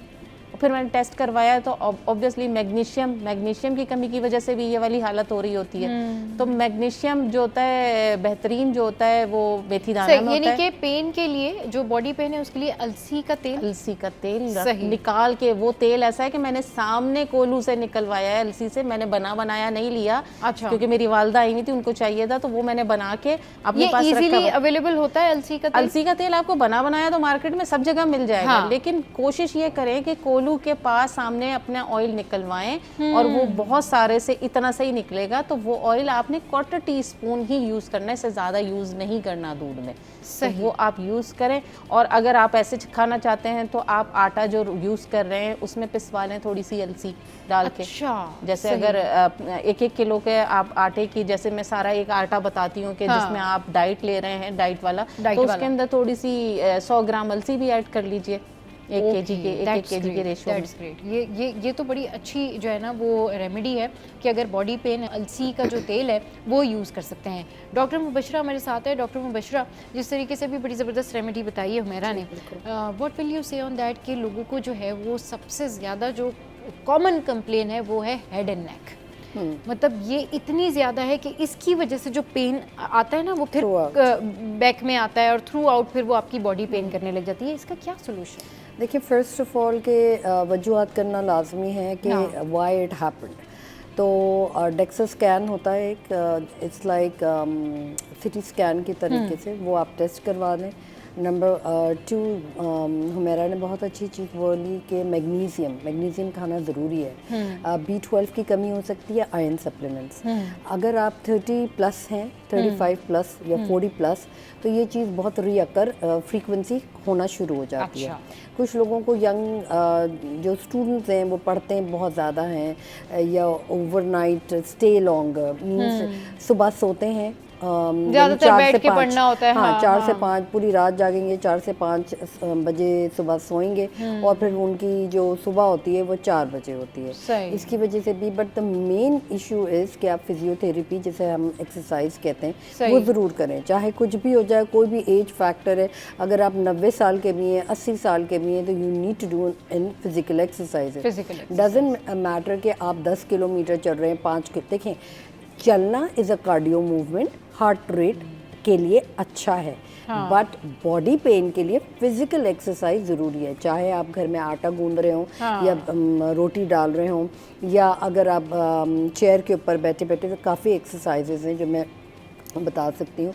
हाथों की मूवमेंट ज़रूरी है, क्योंकि होता ये है कि जब आपको C1 से C5 तक अगर सर्वाइकल इशू रहता है तो different part of the head आपको पेन स्टार्ट होता है, तो वो ट्रैवल करता है हाथों की तरफ। तो पहले अटैक होता है हाथों पे, यानी फ्रोजन शोल्डर, आपके हाथ उठते नहीं है। अक्सर सर्जन्स या गायनोकोलॉजिस्ट को ये इश्यूज बहुत होता है कि वो हैंडल नहीं कर पाते, ठीक है, बिकॉज ऑफ प्रोलॉन्ग। ये वाला जो रिस्ट जॉइंट वाला जो पेन है ना, ये अलग से हो रहा होता है और आपको ये समझ में नहीं आता कि हम तो इतना काम भी नहीं कर रहे, तो यहाँ पर ये पेन क्यों हो रहा है? जी, तो जो सर्जरी करते हुए, बच्चा डिलीवर करते हुए, तो जो वो हाथों की मूवमेंट कंटिन्यूसली, आपका हाथ ऐसे स्टांस, मैं डॉक्टर्स की बात करी, स्टांस होना चाहिए, तो उनको ये अक्सर डॉक्टर्स को ये इशू है। नंबर 2, ओल्ड एज की, चाहे आप 50 से अबव 80-90 ईयर्स हैं, तो वो फिर एक पेन मैनेजमेंट के तौर पे ये लेना चाहिए वेरी सीरियसली। सबसे मोस्ट इम्पॉर्टेंट है जो भी हमारे सीनियर सिटीजन्स हैं, आयरन, B12, मैग्नीशियम, ओवरडोज ना करें, क्योंकि वो अगर हम ओवरडोज प्रोलॉन्ग जाते हैं तो ये रिवर्स कर जाते हैं। यानी कि डॉक्टर मुबशरा कह रहे हैं कि आप आयरन खाएं, मैग्नीशियम खाएं और B12 खाएं, लेकिन लिमिट में खाएं, जितनी आपको ज़रूरत है उतनी खाएं। इस पर मज़ीद करेंगे बात एक छोटे से ब्रेक के बाद। हमारे साथ रहिए। Welcome back. तो बात हो रही है कि हेड एंड नेक में जो पेन रहता है, इसकी वजह से आपकी जो बैकबोन है उसमें भी पेन होता है, और ये जिस तरह से ट्रांसफ़र करता जाता है तो पूरी बॉडी में आप जो है वो लेथार्जिक फील करते हैं, सुस्ती लगती है, काहली लगती है और बस दर्द हो रहा होता है। और यूजुअली लोग क्या करते हैं कि मुख्तलिफ़ किस्म की ट्यूब्स होते हैं, जो मसाज ट्यूब्स होते हैं, वो लगा लेते हैं, फिर 2-3 घंटे बाद से ये पेन शुरू हो जाता है। मेरा अभी जिस तरह से आपने अलसी का तेल बताया, इसकी एक तो वजूहात और इसकी इंस्टेंट रेमेडी क्या होती है कि अब जैसे कि डॉक्टर मुबशरा ने बताया कि C1 से C5 तक ये प्रॉब्लम होती है, फिर वो आगे जाती है और फिर वो स्प्रेड आउट हो जाती है। जो कमर दर्द है उसका स्पेसिफिक इंस्टेंट रेमेडी क्या है? देखो, कमर दर्द के लिए सबसे पहले तो मैं एक ऑयल बता देती हूँ, जो कि होता तो वो सॉलिड फॉर्म में है चीज़ें, लेकिन वो बन जाता ऑयल। अच्छा, हाँ, उसमें ये करना है, आपने सत अजवाइन लेनी है, सत पुदीना लेना है और सत काफूर लेना है। तीनों की इक्वल क्वांटिटी होनी चाहिए। ये आपने कांच की बोतल के अंदर बंद करके रख देना है। 1 घंटे के अंदर ये तीनों चीज़ें ऑयल बन जाएंगी मिक्स होके। ओके। जब ये ऑयल बन जाएंगी, इसको अमृत धारा भी कहते हैं, ये जब ऑयल बन जाता है तो। हाँ। अब जब ये ऑयल बन जाता है तो किसी किस्म का भी दर्द हो आपकी बॉडी में, कहीं भी हो, आपका फ्रोजन शोल्डर हुआ है, आपका बैक पेन है, जहाँ दर्द हो रहा है वहाँ लगा के हल्के हाथ से आपने मसाज करना है। मसाज के लिए सबसे बेहतर जो पीछे के प्रेशर पॉइंट्स होते हैं, मैं थंब से कहती हूँ कि थंब को प्रेशर देके आपने ये वाली मूवमेंट में मसाज करना है। जब आप मसाज करते जाएंगे, क्योंकि जो पीछे कमर के जो पूरी रीढ़ की जो हड्डी होती है ना, उसके ऊपर हल्के हल्के हाथ से आपने, सेंटर में नहीं है, साइड्स में आपने पूरी बैक पेन पे, किसी से कहें वो आपको इस तरह मसाज करते अमृत धारा से लेके, अमृत धारा लगा के आपने ये मसाज करना है। जहाँ भी हो, भरे कमर में है, आपके कोई जॉइंट में हो रहा है, आपके शोल्डर, जैसे अभी मेरे फ्रोजन शोल्डर था, जो उस पे भी मैंने किया, और जो मेरा जो सर्वाइकल था उस पे भी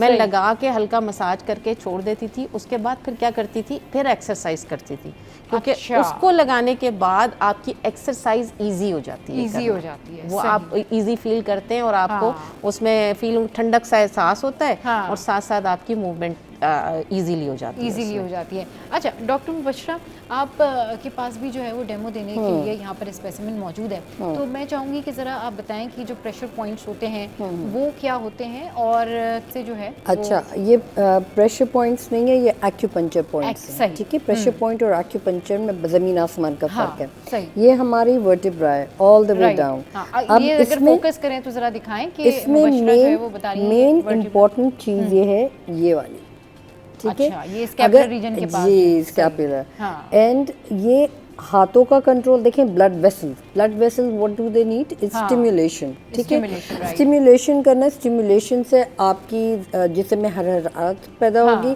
और वो blood I would say blood flow रवानगी तरीके से होगा।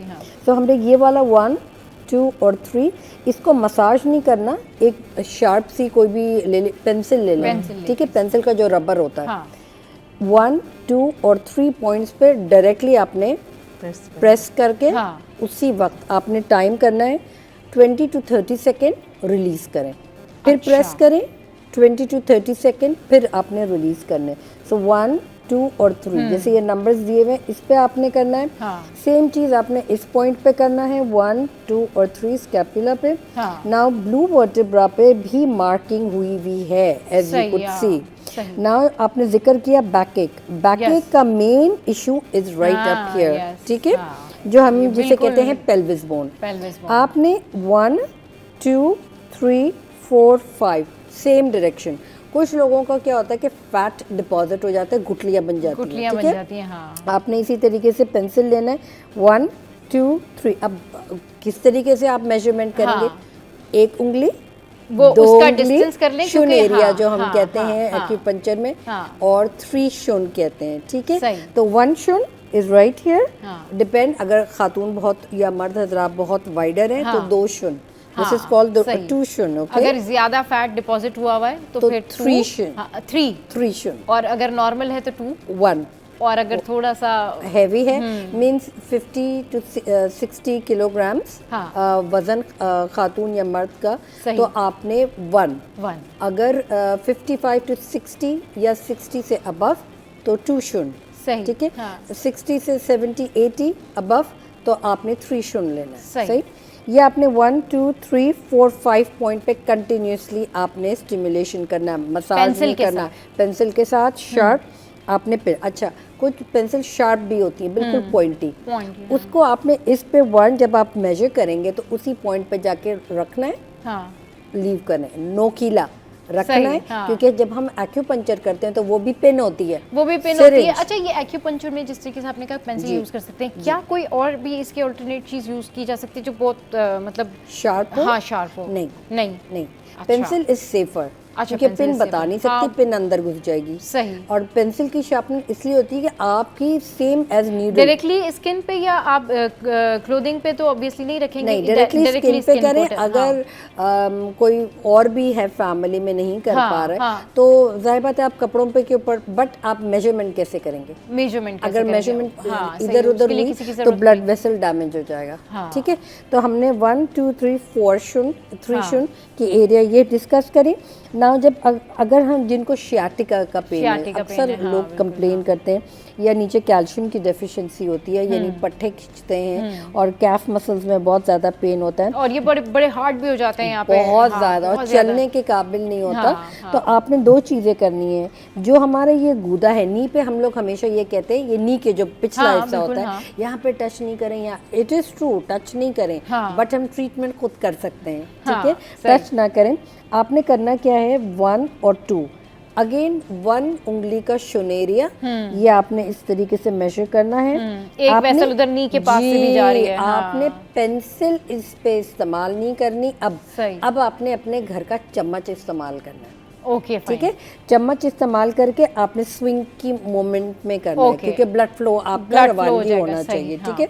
तो समझिए कि आपने स्वीप टेक्निक करनी है इसी तरीके से। घर में जो भी तो इसमें वो पेटलर प्लेक्सस वाली साइड भी आ रही है, एग्जैक्टली। ये आपने इसी तरीके से दोनों पे करना है। ये वाली अगर आप देखेंगे डायरेक्टली आपकी मींस बिल्कुल मेटाटार्सल तक जा रही है, राइट अप हियर कॉर्नर पे आपने इस पॉइंट पे पेंसिल लगानी है, ठीक है। ये आपका असल पॉइंट है जो आपने पेंसिल लगानी है और उसको रिलीज करना है। डॉक्टर मुबशरा, ये वही पॉइंट है जिसको यूजुअली फेशियल्स वगैरह में, मसाज में लोग प्रेशर पॉइंट्स और वो चाइनीज टेक्नोलॉजी में भी acupuncture point is right at the bottom.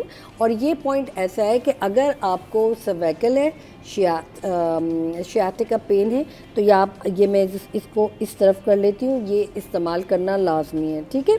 Now अगर हम इस तरीके से पॉइंट पे आए दूसरे फुट पे, तो ये बहुत बारीक है, ये थोड़ा सा वाइड और फिर ये एंगल जा रहा है। नाउ डिपेंड कि अगर आपके पैरों में सूजन बहुत है, क्योंकि हर किसी का पैर बिल्कुल परफेक्ट नहीं होता, अगर सूजन बहुत ज़्यादा है तो ये आपने 1, 2 पॉइंट को सिर्फ प्रेस इन करना है, जिसे हम कहते हैं गूदा या फैट डिपॉजिट जमा हो गया है, तो आपने राइट एट द कॉर्नर पे दोबारा से पिन लेने, और ये बहुत पेनफुल होता है।